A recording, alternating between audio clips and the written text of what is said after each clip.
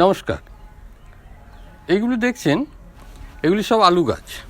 আমি 4টে পটে লাগিয়েছি। এগুলো অ্যাকচুয়ালি ধামা হিসেবে ব্যবহার হয়, মাটি ফেলানো বা লেবাররা কাজ করে, প্লাস্টিকের সব। এবার আপনারা এমনি যে কোনো পটেও লাগাতে পারেন, কারণ আলু গাছে একটু মাটি বেশি থাকলে ফলন বেশি হয়। সেই হিসাবে আমি এবারে পটগুলো বড় করেছি। আপনারা দেখেছেন আমি গত বছর একটা পটে আলু চাষ দেখিয়েছিলাম। আলু ধরেছিল, প্রচুর আলু ধরেছিল। এবারে আশা করছি ওর থেকে অনেক বেশি ফলন হবে, কারণ গতবারে আমার একটা অভিজ্ঞতাও হয়েছে। সেই যে জিনিসগুলো ঘাটতি ছিল সেগুলো এবারে পূরণ করে দেবো। এগুলো হচ্ছে সরিষা খৈল। এগুলো দেখেই বুঝতে পারছেন সরিষা খৈল। এগুলো দোকান থেকে, গোলদারি দোকান থেকে কিনতে পাওয়া যায় বা তেলের মিল থেকে পাওয়া যায়। এগুলো হচ্ছে, এটা কিন্তু আমার 10-26-26 আলুর ক্ষেত্রে 10-26-26টাই ভালো। ডিএপিতে কিন্তু পটাশিয়ামটা থাকে না, আর 10-26-26-এ পটাশিয়াম শুদ্ধ থাকে। সবসময় মনে রাখবেন, গাছেদের মূল খাবার হচ্ছে নাইট্রোজেন, ফসফরাস, পটাশিয়াম। তাছাড়াও জিঙ্ক, সালফার, কপার এগুলো সবই লাগে। সেটা মাটিতে মোটামুটি সব জিনিসটাই থাকে। যেটা সব থেকে গুরুত্বপূর্ণ জিনিস হচ্ছে সেটা হচ্ছে যে নাইট্রোজেন, ফসফরাস, পটাশিয়াম। সেই নাইট্রোজেন, ফসফরাস, পটাশিয়ামটা এই যে রাসায়নিক সার বা কেমিক্যাল ফার্টিলাইজার বলছি, যেমন এনপিকে, নাইট্রোজেন, ফসফরাস, পটাশিয়াম, এটা হচ্ছে 10-26-26, ডিএপি, এই জাতীয় সব সারই ব্যবহার করা যায়। কারণ এটার মধ্যে একটা পরিমাণ ঠিক করে সারগুলো তৈরি করা হয়, যার জন্য এই সারে ফলটা অনেক বেশি পাওয়া যায়। আমাদের মধ্যে কিছু বদ্ধমূল বাজে ধারণা আছে যে রাসায়নিক সার ব্যবহার করাটা ঠিক নয়, কিন্তু পরিমাণ মতো রাসায়নিক সার ব্যবহার করাটা ফসলেরও উৎপাদন বাড়ে, সেই সঙ্গে ক্ষতিকর নয়। সেই সঙ্গে একটা কথা মনে রাখতে হবে যে রাসায়নিক সারের সঙ্গে সঙ্গে আমাদেরকে যে বিভিন্ন পচন সার পাওয়া যায়, সেই সার, যেমন গরুর গোবর, সরিষা খৈল ভিজে জল, গোবর ভিজে জল, এগুলোকে ব্যবহার করে যেতে হবে, যাতে মাটিটা শক্ত না হয়ে যায় বা আস্তে আস্তে মাটিটা বন্ধা না হয়ে যায়। তাই এখন আমি দেখাচ্ছি এই যে আলু গাছগুলো লাগিয়েছি, এটা আমি এরপরে আমি আবার দেখিয়ে দেব প্রথম থেকে কিভাবে লাগিয়েছি, এর মাটি কি ব্যবহার করেছি। কিন্তু এখন যেটা দেখাচ্ছি যে পরের স্টেপ হিসাবে মাটি দেওয়া গোড়াতে। দেখুন গাছগুলো অনেক লম্বা হয়ে গেছে, দেখেই বুঝতে পারছেন। এবার এখানে শেকড় কাটবে, তবে না ফলনটা বেশি হবে। তার জন্য এখানে মাটি দেওয়ার প্রয়োজন আছে। সেই মাটিটা আমি এখানে যে মাটিটা ব্যবহার করছি সেটাতেই কিছুটা কাঠগুঁড়ি পরিমাণ বাড়িয়ে দিয়েছি। তাছাড়া ওখানে যা মাটি আছে সেই মাটিটাই। এবার এই মাটির সঙ্গে আমি মিক্স করছি এই যে সরিষা খৈল। এখানে যে ধামাগুলো আছে, প্রত্যেকটা ধামা প্রতি মোটামুটি 50 গ্রাম পরিমাণ করে সরিষা খৈল এতে মেশাতে হবে।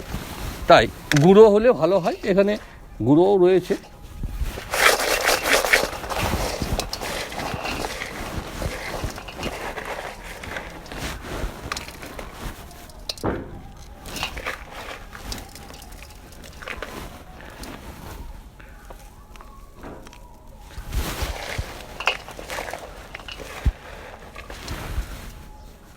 চারটেতে ওই 1.5 থেকে 200 গ্রাম পরিমাণ খৈল দিলেই হবে, একটা আইডিয়া, এতেই যথেষ্ট।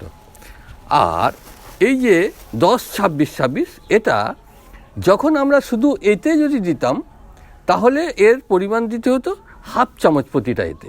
কিন্তু যেহেতু অনেকটা মাটিতে আমি মিশিয়ে দেবো, সেহেতু আমি 1 চামচ করে ধামাপতি দিতে পারি বা পটপতি।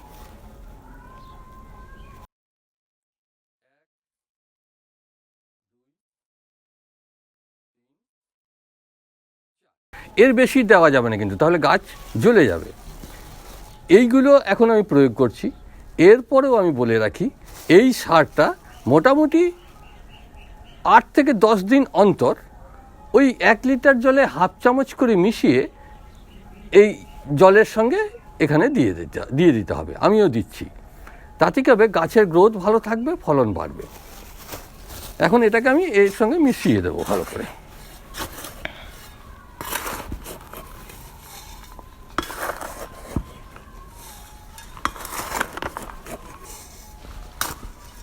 এবার দেখুন কিভাবে দিচ্ছি। কোনো সময় এই উপরের কলিটা যেন ডুবে না যায়, মোটামুটি এখান থেকে ওই 2 ইঞ্চি 2.5 ইঞ্চি পরিমাণ দিতে হবে।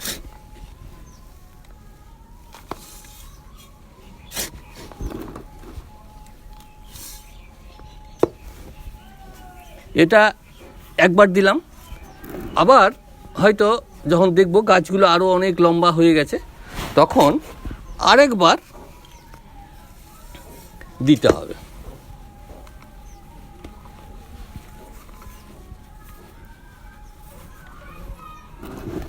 ভেতরে এই হাত দিয়ে আস্তে আস্তে করে দিলে ভালো হয়, কারণ গাছগুলো তাহলে জখম হবে না। একটা হয়ে গেল। এখানে দেখুন শেকড়গুলো উপরে উঠে চলে এসছে, তার মানে এইগুলো যদি ঢাকা না থাকে তাহলে কিন্তু ফলন হবে না। এবং ছোটো ছোটো একদম কলি বেরিয়ে আসছে, এগুলো ঢাকা দিয়ে দিলে এখান থেকে এই কলিগুলো আবার উপর দিয়ে উঠে যাবে। আমি পরে দরকার হলে দেখাবো আপনাদেরকে। এই শেকড়গুলোকে ঢাকা দিতে হবে, এইগুলোর থেকে আলুটা ফলবে। তাই এখানে এখন 2 ইঞ্চি করে দিচ্ছি, এরপরে দরকার হলে আরেকবার প্রয়োজন হলে আরও 1/2 ইঞ্চি কি 1 ইঞ্চি মাটি দিয়ে দেবো। দেখুন এইভাবে মাটিটাকে, এই শেকড়টাকে পুরো ঢাকা দিয়ে দিতে হবে।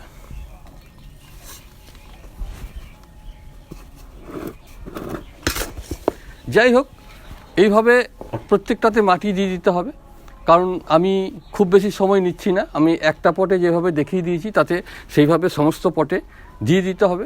মাটিতে যদি না কোলায় তাহলে আবার মাটি তৈরি করতে হবে দরকার হলে, কারণ এর পরিমাণটা প্রথমে আন্দাজ করা যাবে না। যাই হোক, যখন দিতে দিতে দেখা যাবে যে হ্যাঁ এতটা করে মাটি লাগছে, ততটাই দিতে হবে। আমি বলেছি যে গোড়াগুলো মোটামুটি 1 থেকে 1.5 ইঞ্চি ঢাকা দিয়ে দিতে হবে, এটা আপনাকে করতেই হবে। আমার বিভিন্ন ভিডিও দেখছেন আমার চ্যানেলের, এখন এই ভিডিওটা দেখুন। যদি আমার এই সবজি চাষ, বিশেষ করে আলু চাষ আপনাদের ভালো লেগে থাকে তাহলে আমার ভিডিওটাকে লাইক করবেন, কমেন্ট করবেন। আমার বিভিন্ন ভিডিও দেখে যদি আমার চ্যানেলটাকে আপনাদের ভালো লাগে তাহলে আগামী দিনে পরবর্তী নতুন নতুন ভিডিও দেখার জন্য আমার চ্যানেলকে সাবস্ক্রাইব করুন এবং নোটিফিকেশন পাওয়ার জন্য বেল আইকন বোতামটিকে প্রেস করুন।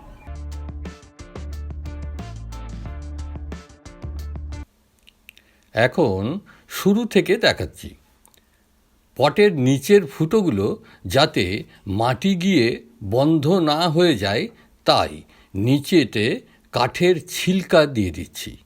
এর পরিবর্তে ইটের টুকরো বা পাথরের দানাও ব্যবহার করা যায়। এখানে যে মাটি আমি ব্যবহার করছি এতে আমি আগে থেকেই সাধারণ মাটির সঙ্গে 20 ভাগ গোবর সার এবং 20 ভাগ কাঠগুঁড়ি মিশিয়ে রেখেছি। এক্ষেত্রে গোবর সারের পরিবর্তে কম্পোস্ট সার এবং কাঠগুঁড়ির পরিবর্তে কোকোপিট ব্যবহার করা যায়।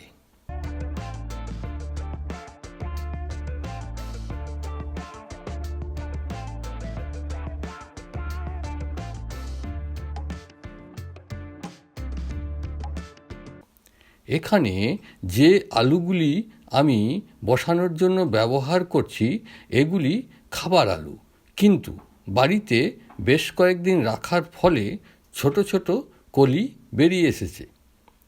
আলুগুলোর সাইজ ছোট, তাই গোটা গোটাই বসিয়ে দিচ্ছি। সাইজ বড় হলে কেটে কেটে বসালেও চলতো।